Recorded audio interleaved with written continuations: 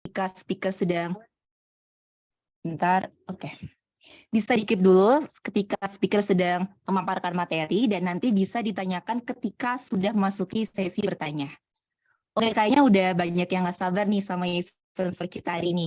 Mungkin bisa langsung aja dipaparkan materinya Kak Sony. Bisa diawali dengan perkenalan, biar yang belum kenal bisa kenal, yang sudah kenal biar tambah kenal. Waktu dan tempat dipersilakan. Oke, terima kasih Kak Winnie. Selanjutnya saya langsung share screen.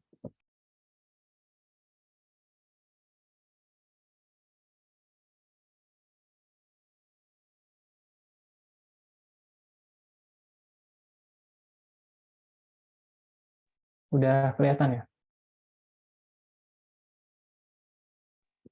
Kelihatan, Mbak.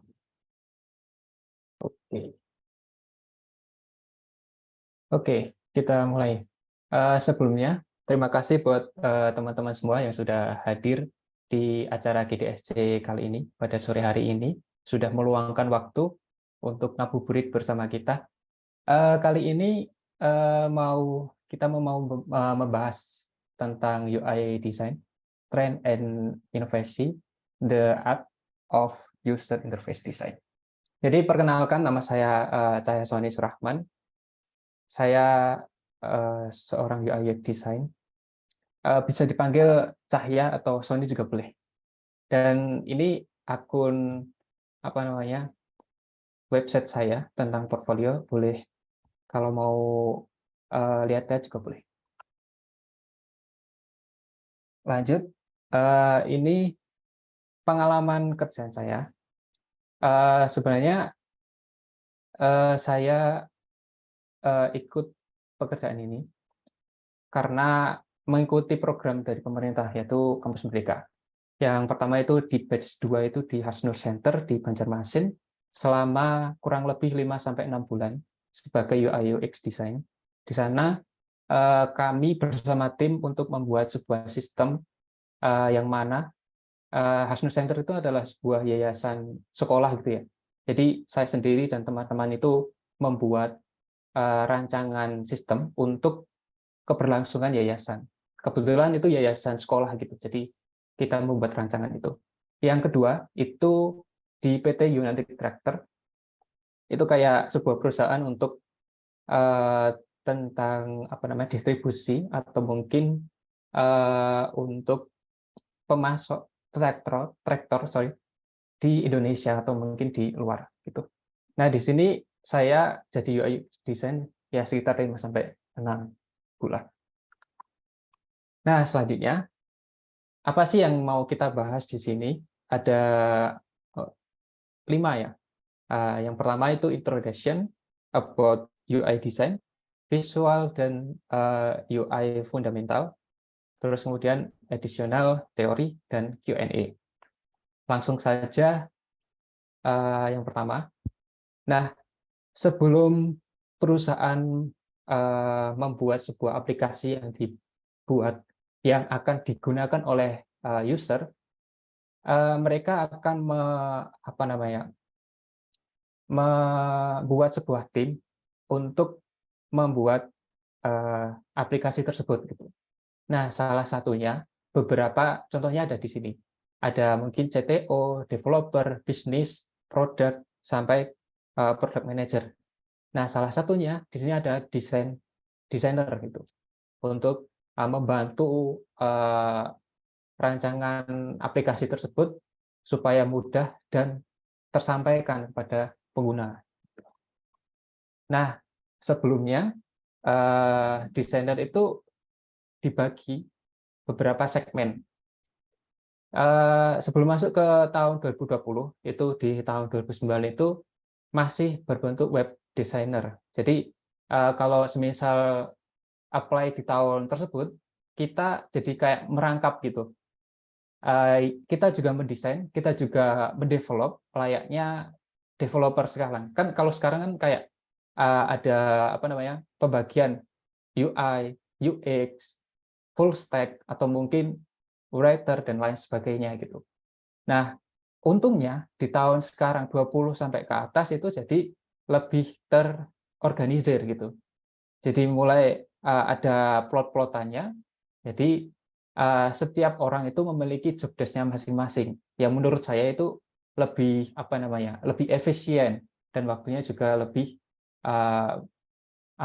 memanfaatkan waktu gitu. Selanjutnya, why do a company need designer? Mengapa perusahaan membutuhkan desainer? Nah, ini contohnya contoh gambarnya. Mungkin ini sudah dibahas waktu pertemuan kemarin sama Mas Ade gitu ya. Tapi saya bahas sedikit. Nah, contoh yang pertama itu tentang gelas. Nah, gelas sendiri itu kan mungkin secara tampilan itu bagus. Kita mendesain, membuat gelas itu bagus, terlihat cantik, terlihat enak dilihat gitu lah. Tetapi setelah kita pakai, ternyata tidak usable, tidak tidak enak, malah sampai ke mata gitu kan. Nah, oleh karena itu kita membuat sebuah desain, kita aplikasikan dengan kebutuhan user, dan juga kita juga melihat apakah aplikasi tersebut layak dan bisa digunakan secara maksimal gitu. Kemudian kita lihat di gambar yang kedua. Kalau kita lihat gambar kedua, itu kan ada 2 botol. Yang botol pertama itu kan berdiri tegak gitu ya. Kalau semisal kita akan menggunakan, otomatis kita akan mengembalikan gitu ya. Jadi kayak 2 kali kerja untuk menggunakan shampoo tersebut gitu. Jadi lebih efisien di botolnya dibalik biar lebih mudah digunakan gitu. Nah, ini ada quote dari Wells Riley, design is a method of problem solving. Jadi desain itu adalah metode untuk pemecahan masalah. Nah, UI design itu ada di mana sih? Sebenarnya ada beberapa elemen yang mencakup UI design. Jadi kalau bisa dilihat di sini kan ada UI design itu terhimpit antara yang lain sebagainya. Ini kan ada jelas ada human computer interaction, usability dan lain sebagainya. Itu jadi rangkuman masih satu lingkup lah. Jadi, satu lingkup jadi UI design. Nah, kalau dilihat secara spesifik lagi, UI itu ada beberapa aspek. Ada 3 aspek, UX design, visual design, dan motion design. Itu sebenarnya memiliki bidangnya masing-masing, tapi masih satu lingkup di UI design. Di luarnya lagi itu ada UX design, di luarnya lagi ada CX, customer experience. Lanjut. Untuk ini UI itu bisa dilihat permukaannya gitu. Kalau semisal kita menggunakan aplikasi, hal yang pertama kita lihat, hal yang pertama kita pegang itu kan tampilan awalnya gitu ya. Misal kita mau memesan di Gojek atau mungkin mau mengechat gitu kan, kita lihat entah warnanya, entah mungkin tipografi dan sebagainya. Itu sebagian kecil dari UI. Namun berbeda dengan UX. UX sendiri itu lebih condong ke experience user. Bagaimana si user itu memakai aplikasi tersebut, apakah nyaman atau mungkin ada yang perlu dibenahi dari aplikasi tersebut gitu. Nah, dari desain tersebut ada 4 aspek yang perlu kita terapkan dari UI design yang kalau ketika ingin membuat UI design. Yang pertama, usability. Apakah produk yang kalian buat itu bisa digunakan atau enggak? Contohnya yang di samping ini. Ketika kita membuat sebuah desain, kita juga perlu memperhatikan kegunaannya ketika kita teruskan ke pengguna. Nah, contohkan di sini kan ada lingkaran untuk pemutar lagu gitu ya. Jadi kan kalau menurut saya itu kan agak kurang fleksibel kalau semisal user ingin memutar lagu sesuai dengan waktunya gitu. Perlu memutar dengan jari itu kan kurang efisien menurutku. Nah, contoh selanjutnya itu di aplikasi Spotify juga di fitur driving mode. Di fitur driving mode sendiri ini lebih memudahkan user ketika user itu berkendara mobil gitu karena button-nya itu terlihat besar dan ketika user ingin memindah lagu, mempause dan lain sebagainya itu jauh lebih dipermudah gitu. Nah, selanjutnya accessibility. Accessibility itu adalah sebuah langkah yang digunakan seorang UI design untuk mendesain sebuah aplikasi supaya aplikasi tersebut itu tersampaikan ke semua orang. Contohnya di sini adalah untuk teman-teman kita yang memiliki kekurangan penglihatan, misal buram atau mungkin ada cacat mungkin cacat pada penglihatan gitu. Oleh karena itu, sebagai UI designer, ketika kita mendesain itu sebaiknya jangan menggunakan warna yang semu abu-abu seperti contoh yang ada di samping gitu ya. Karena kalau kita lihat itu kan agak nyaru ya semua, jadi kurang interaktif gitu. Yang ketiga itu ada estetik. Mungkin sebagian besar dari kalian tahu ya estetik itu apa gitu, yaitu keindahan dari sebuah desain. Mengapa desain itu memerlukan estetik? Karena memiliki tujuan atau berfokus untuk menarik atau mungkin memberikan experience baru kepada penggunanya gitu. Contohnya di sini adalah aplikasi Waze. Walaupun Google memiliki Google Maps, Waze sendiri itu mempunyai fitur dan tampilan yang berbeda gitu. Mungkin di situ ada mereka menampilkan fitur-fitur kayak 3D, entah mungkin animasi dan sebagainya. Itu kan jadi lebih menarik untuk dipakai user gitu. Selanjutnya konsistensi. Nah, konsistensi sini seberapa kita konsisten dengan desain yang kita buat. Dari mulai button, pewarnaan, tata letak, dan sebagainya itu konsisten. Dari halaman satu ke halaman yang lain itu konsisten. Karena apa? Karena user itu akan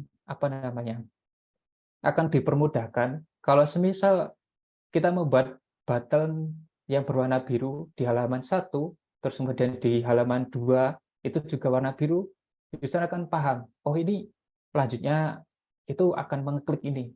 Tapi beda cerita kalau semisal kita membuat sebuah button dari segi pewarnaan dan juga dari segi bentuk itu berbeda, user akan bingung apa yang akan dia lakukan selanjutnya gitu ya kan. Gitu. Nah, selanjutnya kita akan membahas visual and UI fundamental. Nah, yang pertama itu scale. Apa itu scale? Scale sendiri itu prinsip skala yang mengacu pada penggunaan ukuran relatif untuk menandakan kepentingan dan peringkat dalam suatu komposisi. Nah, contohnya ada di parkiran gitu ya. Kalau di parkiran itu biasanya kita lihat ada huruf atau lambang-lambang yang mencolok mata gitu ya. Nah, di sini gunanya adalah untuk menandakan bahwa kita ada di tempat itu gitu. Misal ada case kita parkir di parkiran gitu dan kita lupa ada di tempat mana. Solusinya adalah kita memfoto gitu ya, memfoto tempat itu atau mungkin zona, misal di sini contohnya zona B, biar kita tidak lupa. Ya sama halnya kalau kita mendesain juga sama. Contohnya ada di gambar tersebut. Ini saya ambil di aplikasi Uber. Mungkin di Indonesia nggak ada ya. Ya, itu. Contohnya di aplikasi Uber. Nah, di aplikasi Uber ini ada satu tipografi yang menurut saya itu lebih mencolok daripada yang lain. Contohnya itu di experience. Nah, di experience sendiri itu secara visual itu lebih besar dari artikel lainnya. Skala ini mengarahkan pengguna ke artikel yang berpotensi lebih menarik gitu. Jadi kalau misal teman-teman mau membuat sebuah desain yang mana beberapa fiturnya itu dirasa lebih penting atau lebih ditonjolkan dari aplikasi yang dipakai, boleh teman-teman pakai prinsip ini. Jadi si user, pengguna nanti menggunakan aplikasi itu juga paham, oh ini informasi yang cocok untuk saya gitu, bisa saya pakai gitu. Jadi pengguna juga jadi lebih dibantu akan adanya fitur tersebut gitu. Nah, yang kedua adalah visual hierarchy. Visual hierarchy ini mengacu pada halaman sehingga memperhatikan elemen desain yang berbeda dalam urutan kepentingannya. Nah, contohnya seperti ini. Ada 8 visual hierarchy dari mulai kontras sampai ke unity. Kalau semisal kontras itu dari segi pewarnaan itu beda dengan yang lain. Contohnya di sini kan ada warna pink dan juga kuning gitu kan. Kuning sendiri itu kan warna yang terang gitu. Jadi lebih mencolok daripada yang lainnya. Jadi lebih memudahkan user untuk melihat desain mana yang berbeda gitu. Kemudian ada simetri antara desain yang satu dan juga yang lainnya itu simetris apa tidak. Terus kemudian similarity, unity itu kayak gabungan, grouping, terus styling itu berbeda style gitu ya, desain style. Color pewarnaan, sizing, ukuran dari desain tersebut. Gitu. Ini juga bisa diterapkan dari ketika kalian membuat rancangan desain. Nah, contohnya ada di Uber lagi. Ketika kita membuat sebuah desain, contohnya di sini, hierarki visual itu jelas di aplikasi seluler Uber ini ya. Layarnya itu terbagi dua, antara peta dan juga informasi yang ada di bawahnya. Nah, ketika kita lihat itu, mata itu langsung tertuju kepada yang warna hijau gitu, karena mungkin ada promo di situ, jadi warnanya itu diberikan yang berbeda gitu. Jadi user juga paham, oh ketika kita pakai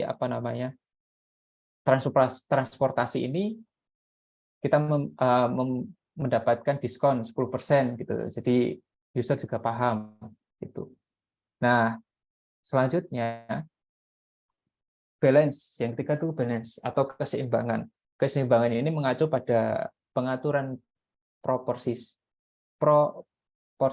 elemen desain yang memuaskan. Nah, contohnya saya ambil di website Mobin. Di sini komposisinya terasa stabil, keseimbangannya di sini juga simetris gitu ya. Jika Anda menggambar sumbu vertikal di tengah, misal kita tarik garis lurus dari atas sampai bawah gitu ya, itu terpotong dan terbelah jadi dua gitu. Jadi subuh satu dengan subuh yang lain itu juga memiliki jadi seimbang gitu lah. Terus contohnya di sini kan ada elemen atau mungkin fitur typography untuk browser dan juga ada button di bawahnya. Nah, di sampingnya itu tidak kosong. Mereka menampilkan button untuk request new app gitu. Jadi si user juga ketika webnya itu dibuka juga lebih enak gitu dipandang. Kalau semisal sini kosong malah jadi nggak simetris dilihat. Selanjutnya kontras. Mungkin tadi juga sudah saya bahas, tapi ini lebih mendalam gitu ya. Kontras sendiri itu mengacu pada elemen yang berbeda secara visual untuk berbeda. Contohnya, pada gambar pertama itu mungkin ada satu gambar yang berbeda dari yang lain. Tetapi kalau kita tidak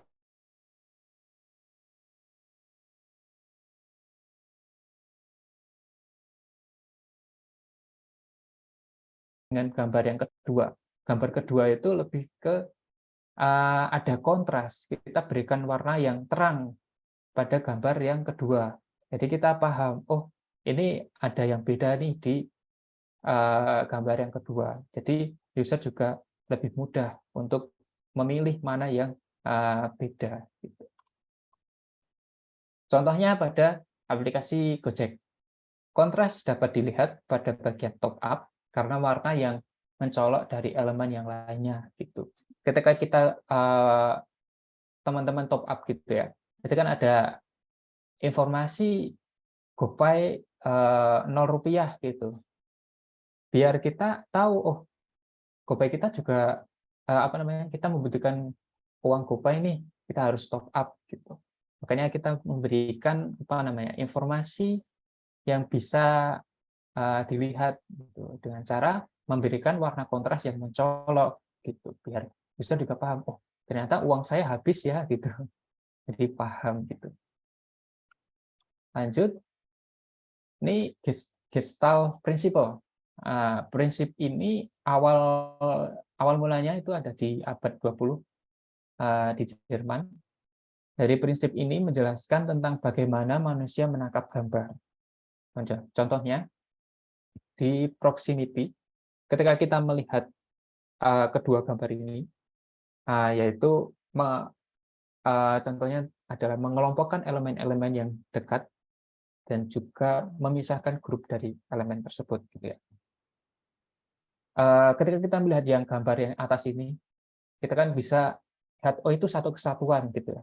Karena dari warna juga sama, dari elemen juga satu elemen karena digabungkan gitu ya. Tapi beda kalau yang di bawahnya.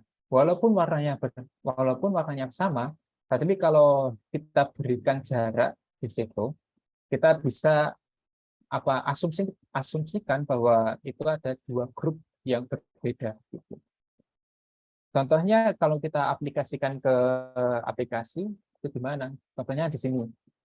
Contohnya ada dua elemen gitu ya. Yang pertama itu ada from search, yang bawahnya itu untuk phone number gitu. Jadi lebih dikasih jarak antara grup satu dan juga grup yang kedua itu. Jadi grup yang satu dan kedua itu kan memiliki elemen yang berbeda. Yang satu itu from search itu digunakan user untuk mencari kontak yang ada. Yang satu, grup yang kedua, itu digunakan untuk melihat informasi phone number di dalam smartphone pengguna gitu. Jadi kedua grup tersebut saling memberikan informasi gitu ya. Terus selanjutnya similarity.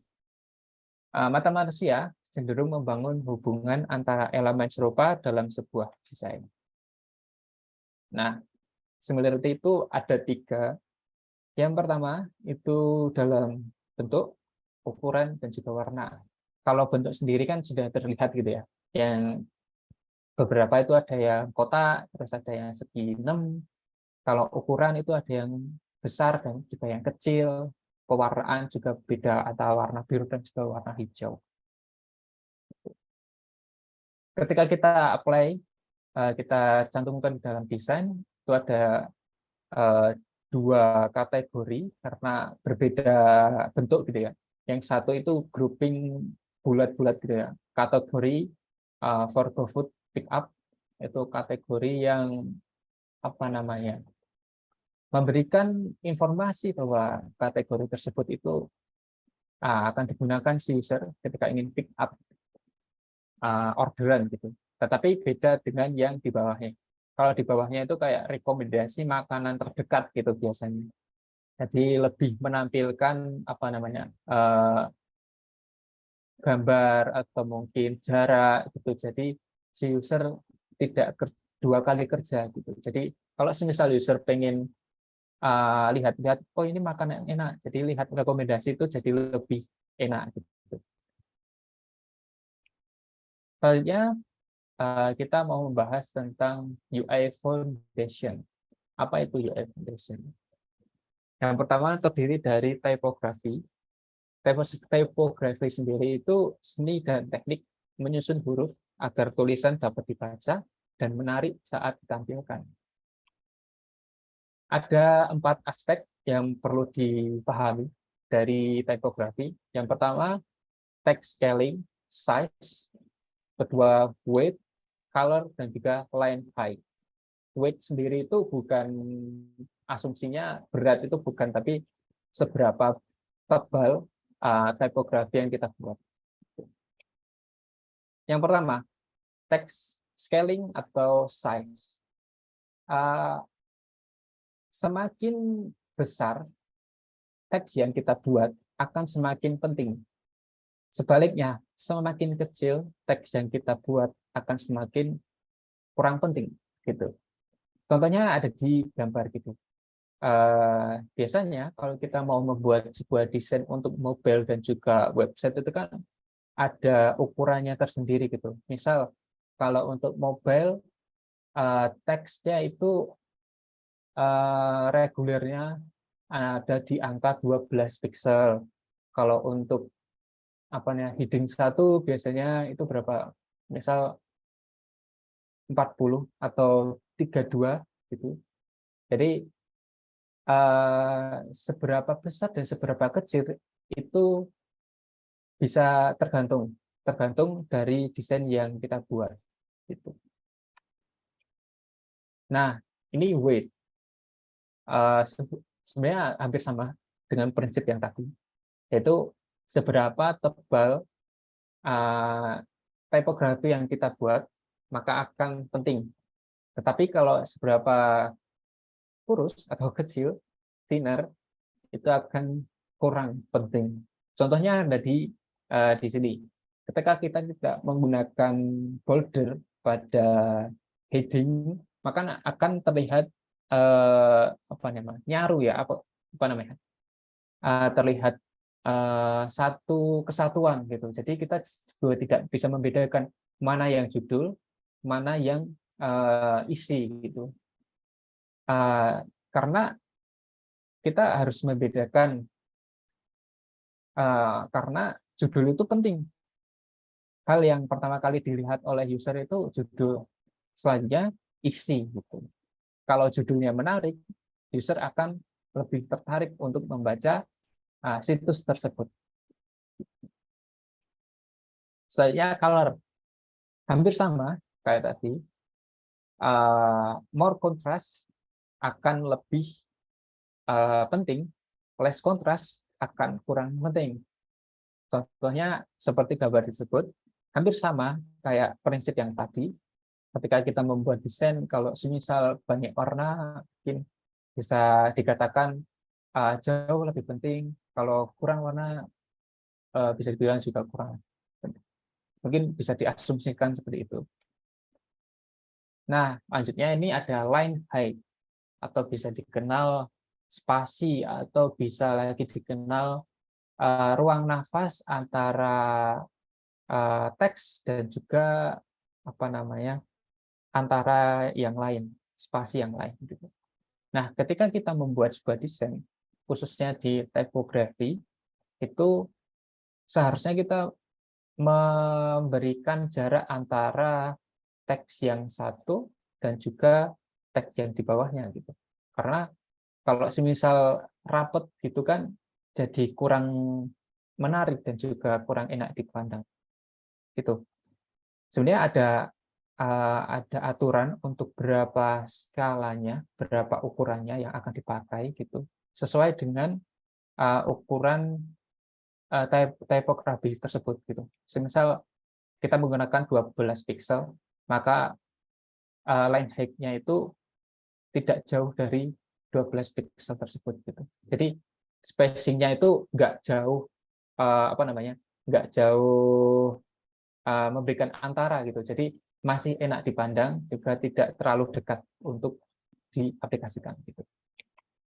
Soalnya yang kedua itu spacing, yaitu membuat ruang nafas antara elemen dalam desain dan membuat semuanya konsisten. Nah, contohnya ada di aplikasi Gojek juga.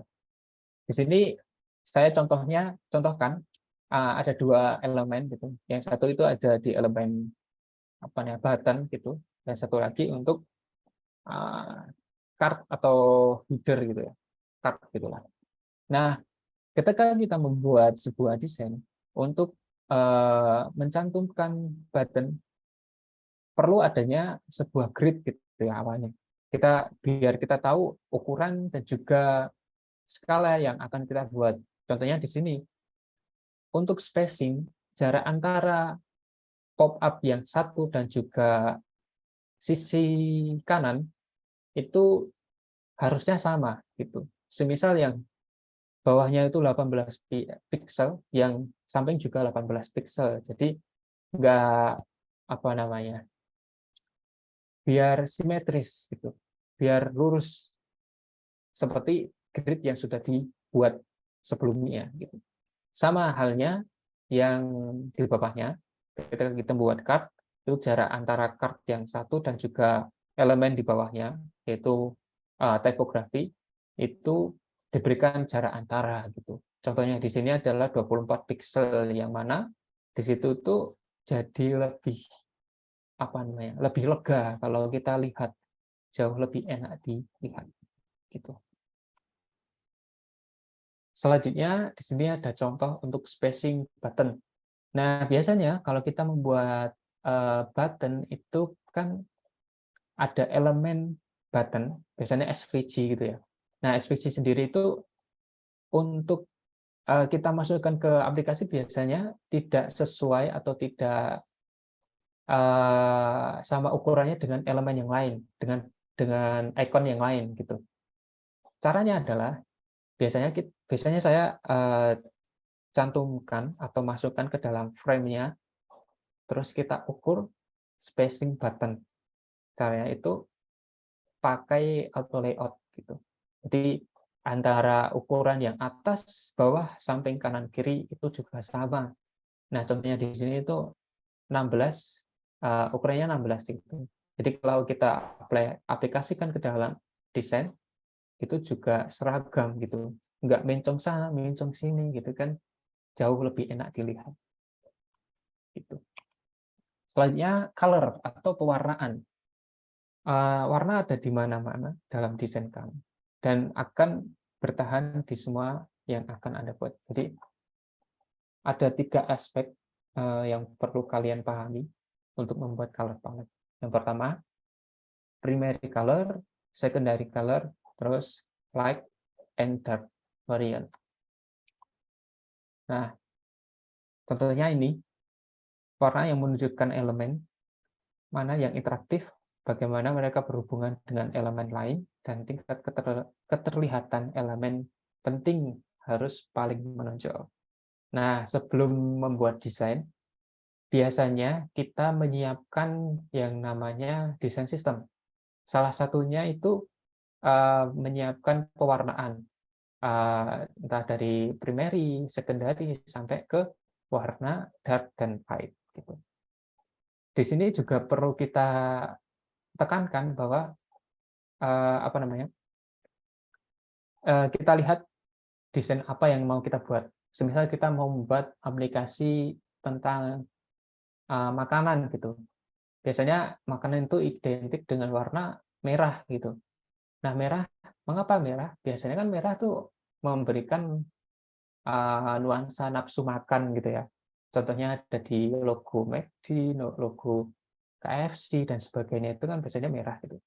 Nah, bisa kita aplikasikan kepada pewarnaan di rancangan desain aplikasi gitu. Misal primerinya warnanya merah, terus yang selanjutnya sekunderinya itu warnanya tidak jauh dari warna merah gitu. Biasanya Kalau secondary itu warnanya itu bisa apa namanya, bisa klop gitu loh, antara warna primary dan juga secondary gitu. Nah, ini juga tips ketika kalian membuat desain, usahakan jangan cuma satu warna gitu. Karena secondary itu sangat amat membantu akan adanya desain tersebut. Jadi desain yang dirancang itu tidak boring gitu loh. Masa kalau kita membuat itu merah semua gitu. Ya, sebenarnya nggak apa-apa, tapi secara look, secara kelihatannya terlihat kurang menarik gitu. Gitu. Selanjutnya, ini ada 2 contoh gitu ya, yang salah dan juga yang benar. Nah, desain dikatakan benar itu bisa legible atau bisa dibaca dengan baik gitu. Artinya di sini ada 2 contoh antara yang benar dan yang salah. Yang salah sendiri itu elemen yang satu dan juga teks itu agak nyaru ya, warnanya biru. Walaupun warna birunya terlihat agak gelap, masih bisa dibaca, tapi kan nyaru gitu, nggak secara apa namanya, secara visual juga nggak bisa, kurang menarik dan juga malah user terlihat bingung kalau diaplikasikan ke dalam aplikasi gitu. Beda halnya kalau yang bagus. Kayak yang bagus itu kan terlihat, oh ini terlihat jelas gitu. Kalau diklik juga, oh paham gitu si user untuk get started dan lainnya. Lanjutnya, jadi seorang UI designer bukan berarti nggak belajar UX gitu. Begitupun sebaliknya. Nah, sebenarnya itu ada metode T itu sebenarnya. Sebenarnya kita boleh yang namanya belajar tidak hanya satu prinsip, satu metode gitu. Misal di sini kan kita jadi UI designer, juga bisa UX research, itu malah jauh lebih bisa. Nah, biasanya kalau kita apply ke perusahaan, hal-hal yang tidak ada di persyaratan, misal kayak UI design, terus bisa jadi front end atau UI research dan UX gitu. Biasanya itu adalah jadi nilai plus gitu. Bukan berarti itu jadi hal yang penting, itu enggak, tapi boleh ada, tapi enggak seberapa penting gitu. Ada jadi nilai plus, enggak ada juga enggak apa-apa. Kalau semisal untuk jadi UI, untuk lebih dalamnya, itu kan bisa mendalami UI foundation, prototyping, design system, UI design principle gitu. Jadi yang atasnya itu apa namanya, boleh tapi enggak yang apa namanya, digunakan banget gitu loh. Jadi hanya jadi nilai plus untuk apply ke perusahaan. Biasanya seperti itu.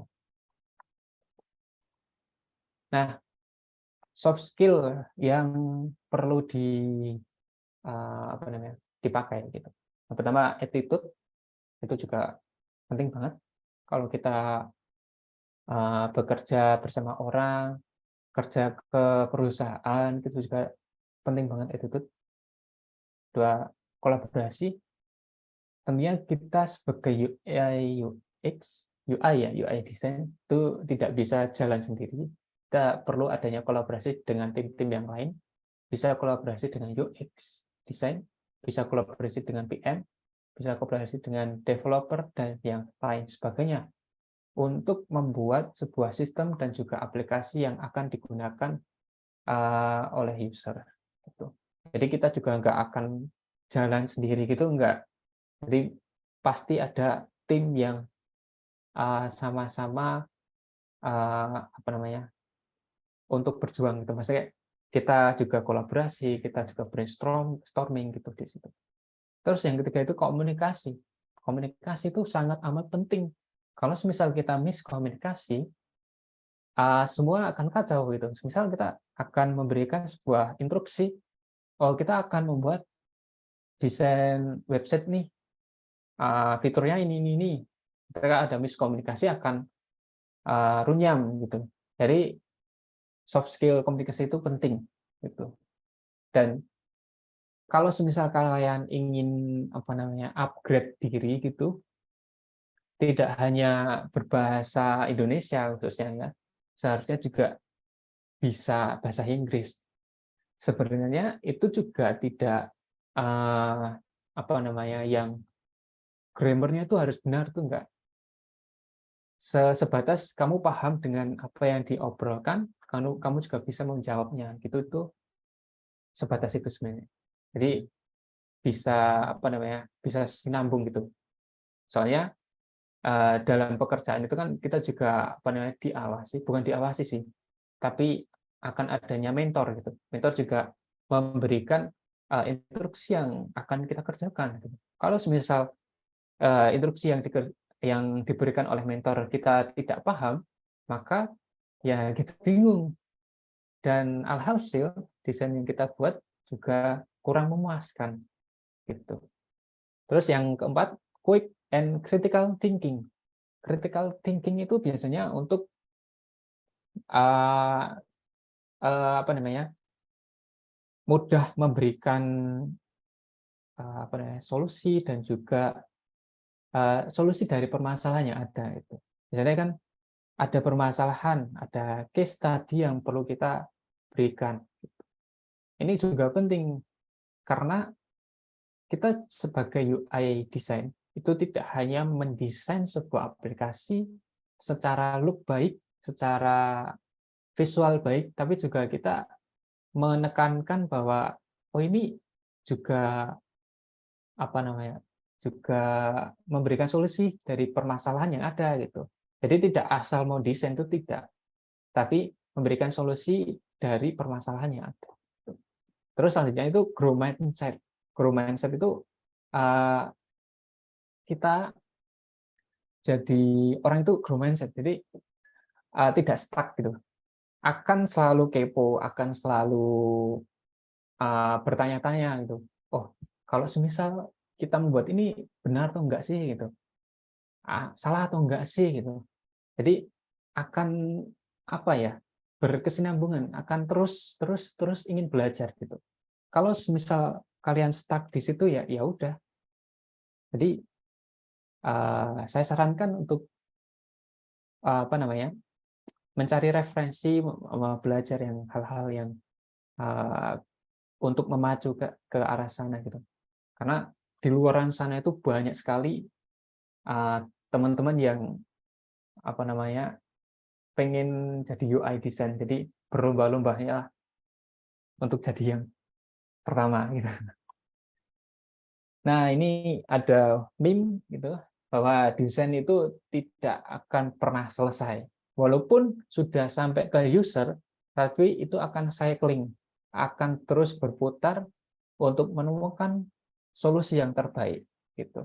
Contohnya di sini UX design ke UI design ke developer, developer ke user, nanti balik lagi user akan menemukan permasalahan biasanya. Oh ini biasanya buttonnya miring misal gitu. Terus kita perbaiki lagi, kita ulang lagi, biasanya gitu. Biasanya tidak akan selesai. Ya mungkin ada selesai, tapi biasanya di company itu akan memberikan sebuah pembaharuan gitu, entah redesign, entah memberikan solusi dan sebagainya. Itu biasanya seperti itu. Nah, tidak terasa materi sudah tersampaikan. Mungkin ada pertanyaan dari teman-teman sekalian, dipersilahkan.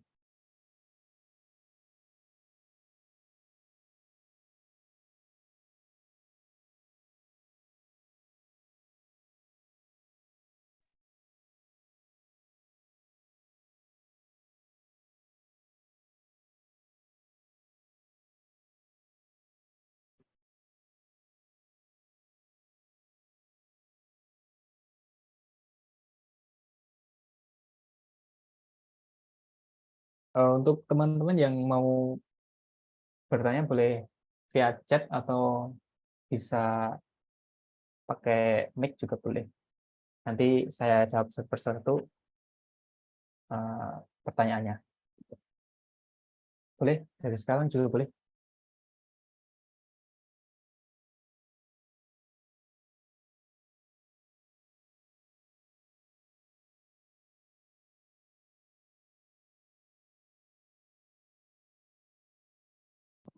Ayo teman-teman, jangan sungkan. Langsung aja chat kalau nggak mau mic. Nah ya. Oh ya Kak Cahya, mungkin bisa sambil nunggu ada yang tanya, mungkin bisa kasih tips nih buat teman-teman yang, oh udah ada yang tanya, ya udah jawab dulu aja deh tanyaannya. Oke. Izin bertanya Kak, selama Kakak jadi UI, tantangan apa saja yang Kakak rasakan dan bagaimana Kakak memecahkan masalah itu? Untuk tantangan, mungkin lebih ke membuat sebuah desain dari referensi. Jadi menurutku susahnya itu cari referensi. Sebenarnya untuk jadi desainer itu nggak ada katanya apa namanya itu original dari saya yang buat, itu enggak, karena itu akan terus muter gitu loh. Yang satu itu membuat inspirasinya yang atas, kita juga bukan terus terang oh ini original buat saya, itu enggak. Nah, tantangannya adalah ketika kita membuat sebuah aplikasi, membuat rancangan sebuah aplikasi, itu cari referensi gitu, yang mana yang sesuai dengan brief. Misalnya kita membuat brief tentang apa namanya dompet transfer dan sebagainya, itu kadang suka stuck untuk membuat ini desainnya akan seperti apa gitu. Gitu. Karena aku mikirnya mau memberikan inovasi yang bagus, tapi juga memikirkan apakah ini akan baik digunakan oleh user. Itu agak tricky sih memang. Itu. Yang kedua, izin bertanya Kak, apakah slide-nya nanti akan di-share? Saya tertarik untuk membaca. Boleh nanti saya share gitu. Mungkin lewat email gitu ya. Bisa diobrolkan lagi nanti. Yang ketiga ini dari Vino. Halo Kak, mau nanya untuk yang poin ketiga pada visual dan UI fundamental, balance or keseimbangan, itu maksudnya gimana ya Kak? Atau contoh yang mencoloknya Kak? Saya masih kurang paham di poin itu Kak. Oke, kita bahas. Gimana tadi?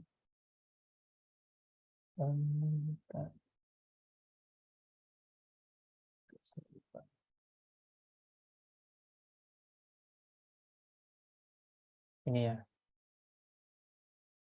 Nah, kalau seimbangan itu sebenarnya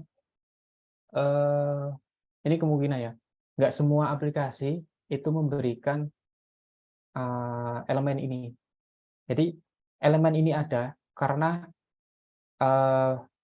memberikan simetris gitu. Kalau misal kita membuat desain, terus yang satu itu apa namanya kayak over memberikan button, memberikan tipografi di sebelah sisi yang satu itu kelihatan kosong dan lompong, jadi kayak kurang menarik untuk dilihat gitu. Yang bahwasannya kalau semisal kita beri apa ya dibelah atau dikasih jarak antara jarak yang satu dan juga yang dua, itu akan berimbang gitu ya. Contohnya di sini gitu, antara yang satu di sini sama yang satu sini kan kayak apa ya, kita kasih jarak, kasih apa ya, garis lurus itu jadi simetris gitu. Mungkin bisa menjawab ya. Selanjutnya ada siapa nih? DT. Apakah yang memotivasi kakak sehingga terjun ke dunia pemrograman, terus suka-suka apa apa saja yang didapatkan dalam dunia IT? Mohon pencerahnya. Barangkali itu dulu dari saya. lebih dan kurangnya mohon maaf. Oke. Hal yang memotivasi saya untuk terjun ke IT, salah satunya karena saya jurusan IT. Lebih dari itu, sebenarnya saya juga ingin terjun untuk apa ya, bukan memberikan, tapi lebih pengen berkolaborasi sama teman-teman gitu. Kalau semisal teman-teman jago di programming, teman-teman jago di back end, saya pengen di desain atau mungkin research gitu. Karena menurut saya itu jauh lebih menarik untuk memberikan solusi, memberikan sebuah desain yang selanjutnya itu akan dipakai, akan di-develop dan solusinya akan terbayar gitu. Itu salah satu motivasi mengapa saya ambil IT. Tuh. Oh, suka duka. Kalau sukanya ya itu tadi, tapi kalau dukanya itu biasanya ya anak IT ya tahu sendiri ya, kalau misal kita mau membuat program itu tidak selesai atau error, itu mungkin agak frustasi ya gitu. Wah, ini error nih. Nah, walaupun padahal itu kurang titik koma atau kurang apa yang kurang, itu harus teliti sih emang jadi IT. Jadi ya itulah dukanya. Terus ada dari Muhammad Adam, izin pertanyaannya Kak, bagaimana cara menangani masalah kompleksitas dan kemudahan pengguna desain UI Kak?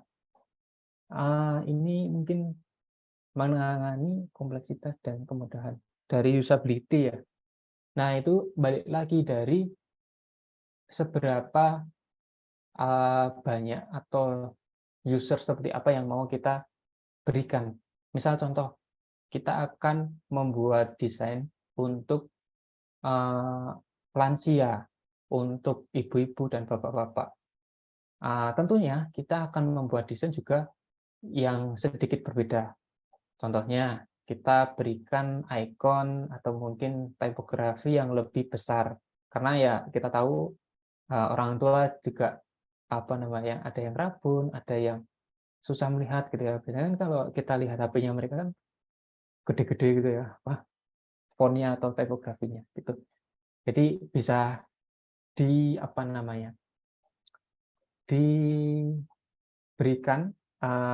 desain sesuai dengan yang dibutuhkan gitu. Usernya mau apa, jadi kita berikan. Nah, langkahnya yang terbaik adalah sebelum kita mendesain, kita melakukan riset dulu, riset gitu. Kalau semisal teman-teman di sini base-nya UI, ya mungkin bisa membantu di bagian UX research gitu. Kalau misal UX research itu memberikan umur segini, terus apa namanya, target penggunaan segini, ya ya udah ikuti aja gitu. Jadi secara tidak langsung itu akan memberikan kemudahan dari aplikasi yang dirancang. Lanjutnya ada Maidan. Untuk sementara saya pribadi belum ada pertanyaan, karena memang saya masih sangat asing dalam dunia UI UX, dan ini baru pertama kali saya belajar UI UX. Tetapi secara intuisi kurang lebih saya mengerti tentang materi yang disampaikan. Selanjutnya, apakah ada referensi yang secara runtut untuk mempelajari itu semua Mas saya? Thanks. Oke. Sebenarnya terima kasih pada Maiden gitu ya. Jadi pemaparan saya bisa dicerna dengan baik gitu ya. Untuk referensi sebenarnya banyak, dari mulai teks, tulisan, video, podcast pun ada. Itu sebenarnya sedang, atau kalian ini masuk ke grup yang di situ tuh apa namanya, banyak diskusi tentang desain dan juga riset. Ada itu namanya desain jam kalau nggak salah. Itu tuh mempunyai Telegram yang kalian bisa join di situ, bisa tanya tentang kesulitannya di situ. Nanti mereka akan membalas gitu. Terus kalau semisal teks itu biasanya di Medium. Medium itu banyak sekali riset-riset tentang UI UX gitu. Entah dari yang luar atau mungkin yang Indo juga banyak. Kalau video itu saya ngikutin yang Indo itu Mas Kukuh Aldi. Terus ada lagi siapa ya? Banyak sih. Salah satunya Mas Kukuh. Di TikTok pun banyak banget. Kalau kalian lihat itu banyak referensi. Itu mungkin bisa dieksplor lagi ya. Oke, Vino, oke. Terima kasih sama-sama. Kemudian ada Stanley, izin bertanya Kak, saat membuat program seringkali kesulitan dalam membuat desain. Apa yang lebih diasah dalam pembuatan desain yang lebih nyaman untuk user Kak?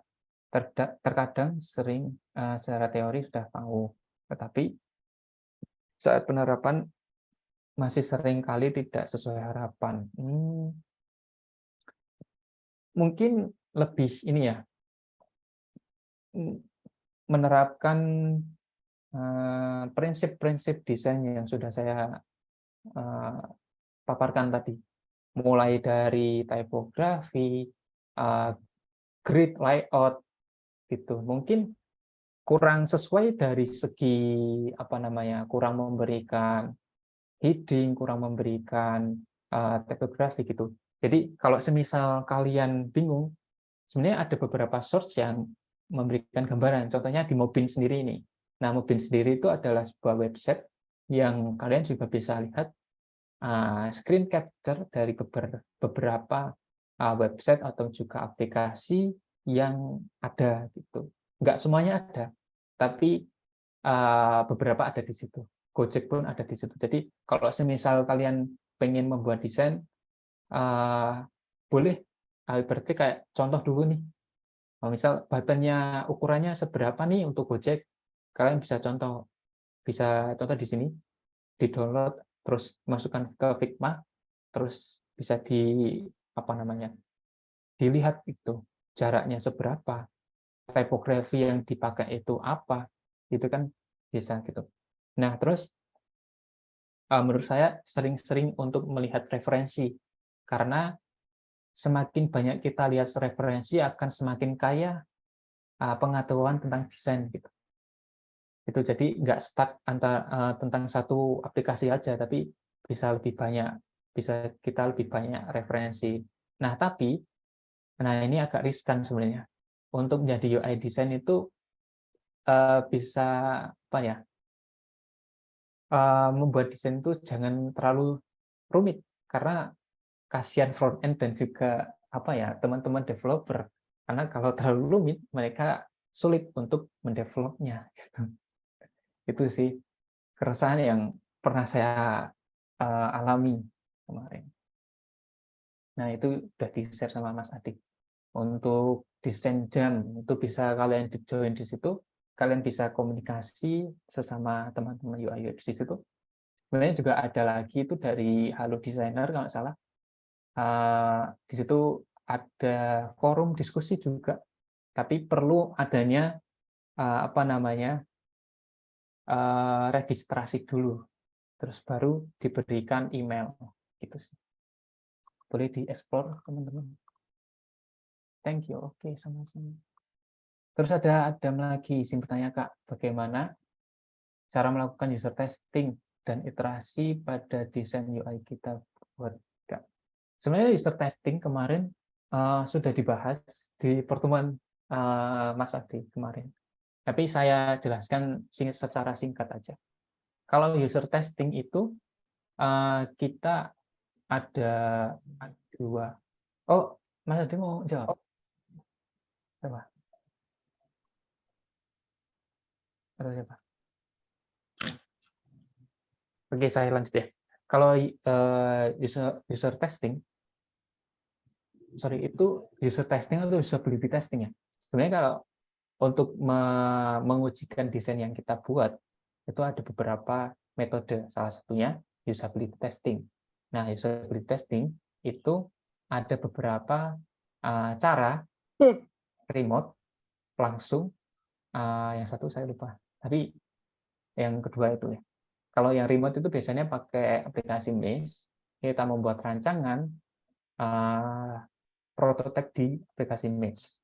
Nah, di situ juga lengkap, misal ada klik yang salah, ada yang sukses dan lain sebagainya, itu bisa di situ. Nah, bisa juga langsung kita ketemu langsung pada user, kita menanyakan kita memberikan skenario yang ada, terus si user melakukan skenario tersebut. Nah, apakah user dapat melakukan skenario itu dengan baik atau tidak, itu jadi catatan kita. Itu sih. Terus selanjutnya ada DT, apakah yang memotivasi kakak sehingga tadi ini udah ya.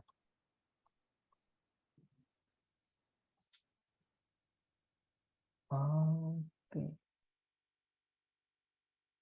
Izin bertanya lagi Kak, kira-kira kita butuh berapa lama untuk membutuhkan belajar sebuah bahasa pemrograman? Terus misalnya ada yang di luar jurusan IT itu tak merasa kesulitan. Adakah rekomendasi atau tempat belajar yang sekiranya kita ikuti? Sebenarnya kalau untuk pemrograman itu kan jauh dari kata UI UX designer. Dari UI UX itu UX itu lebih ke riset, UI itu lebih ke visual dan juga desain. Kalau misal pemrograman itu ada lagi job desk yang lagi, itu untuk job desk front end dan juga developer. Front end dan juga back end. Full stack juga ada. Nah, ini tergantung Mas DT ini mau condong kemana.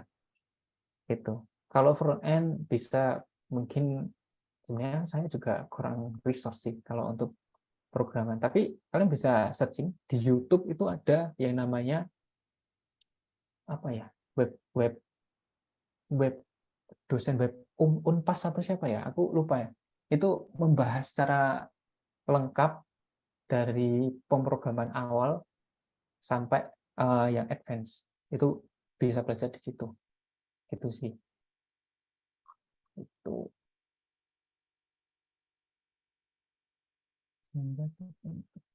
Nah, mungkin ada lagi yang mau ditanyakan dari teman-teman.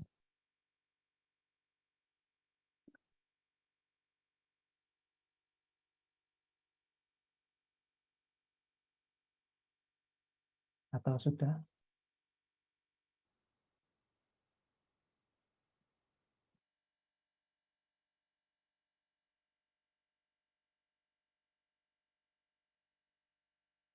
Kayaknya udah ya. Kayaknya udah mulai sore juga. Oh, ini ada Oh, masih. pertanyaan kedua. Nah, dari Stanley, bagaimana di mata dunia kerja jika seorang IT kurang dalam UI UX? Sebenarnya, menurut saya, itu antara UI UX dan juga seorang IT atau mungkin developer itu saling menguntungkan gitu. Yang developer itu membutuhkan resource dari UI UX antara visualisasi dan juga riset. Yang UI dan UX itu ya juga membutuhkan developer untuk mendevelop dan mengembangkan desain yang sudah dirancang. Itu jadi saling berkolaborasi antara mereka gitu. Karena mereka itu satu divisi biasanya untuk digitalisasi atau pengembangan sebuah aplikasi. Gitu. Nah, bagaimana di mata dunia kerja juga? Kalau semisal IT kurang dalam UI UX, itu sebenarnya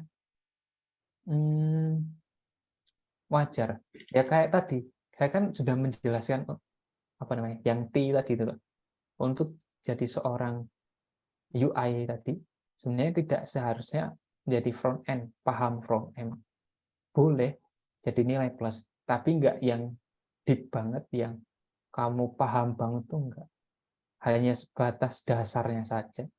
Tapi selanjutnya mereka memahami konsep dasar dari bidang yang mereka tekuni. Gitu. Ada lagi dari Adam. Jika izin bertanya Kak, bagaimana cara menggabungkan estetika dengan fungsionalitas dalam UI design yang kita buat Kak? Estetika dan fungsionalitas. Kembali lagi dari seberapa aplikasi yang kita rancang itu sampai enggak ke pengguna gitu. Misal kita membuat rancangan desain yang, wah ini estetikanya bagus nih. Secara look bagus banget. Tapi kalau kita udah pakai itu, user bingung, ini untuk button daftarnya itu gimana gitu. Jadi kita juga harus memikirkan bahwasanya untuk apanya dari segi button dan juga aspek-aspek elemen-elemen yang lain kita juga perlihatkan gitu loh. Biasanya kalau estetik kan ya apa namanya? Kaget gue, Cok. Mengurangi fungsionalitas gitu ya. Jadi untuk menggabungkan adalah kita lihat dulu riset yang ada. Dari mulai umur bisa, dari mulai apa namanya? Target pengguna juga bisa. Dan tujuan dari desain yang kita buat itu juga bisa. Nah, beda aplikasi kan ada beda-beda yang macam gitu. Aplikasi untuk food, makan, aplikasi untuk fashion itu kan dua hal yang berbeda. Makanya kita membuat estetika atau membuat sebuah desain itu ada ciri khas yang berbeda. Kalau yang food itu kita berikan ornamen tentang makanan, warna merah biar menggairahkan. Yang satu fashion itu kita berikan apa namanya tampilan fashion atau apa namanya tentang tata busana yang bagusnya itu bisa diberikan contoh dari rancangan desain yang kita buat. Itu sih dari saya. Mungkin ada lagi dari teman-teman atau disudahi Mbak Winnie.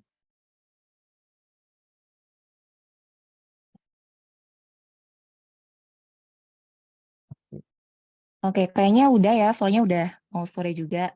Buat teman-teman yang lagi puasa, kalau mau nyiapin buat bukber, dipersilakan ya nanti. Oh ya, buat Kak Cahya Sony, terima kasih untuk paparannya luar biasa. Untuk teman-teman juga terima kasih sudah mengikuti acara kita pada hari ini.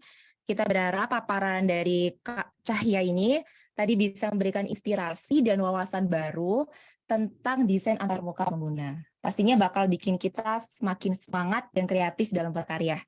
Oh ya, sebelum kita tutup acaranya, kita foto bareng yuk. Jadi buat teman-teman bisa on cam. Kalau yang bisa on cam, buat Kak Ade, tolong ya di screenshotin. Bentar.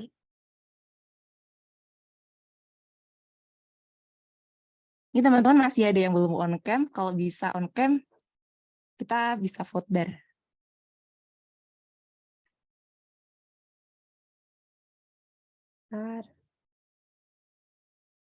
Kak Ade gimana? Udah siap? Oke. Aku hitung ya sampai 3. Ini berapa slide ya? Oke, 1. 1, 2, 3.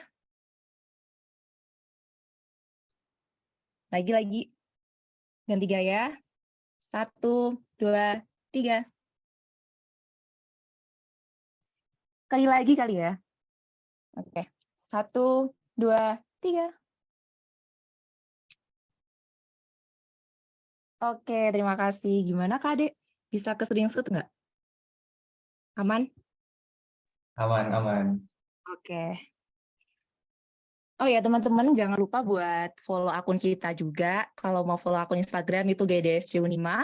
Kita juga punya TikTok namanya GDSC Unima dan juga YouTube GDSC Unima. Terima kasih buat Kak Cahya Sony karena udah memberikan paparan yang keren dan informatif. Dan kita juga bakal tunggu nih Kak Sony bakal ikut event ke depannya. Saya selaku moderator, mohon maaf apabila ada kata yang salah. Sekaligus undur diri. Wassalamualaikum warahmatullahi wabarakatuh. See you next time. Waalaikumsalam. Waalaikumsalam. Waalaikumsalam. Terima kasih, Kak. Terima kasih, Kak.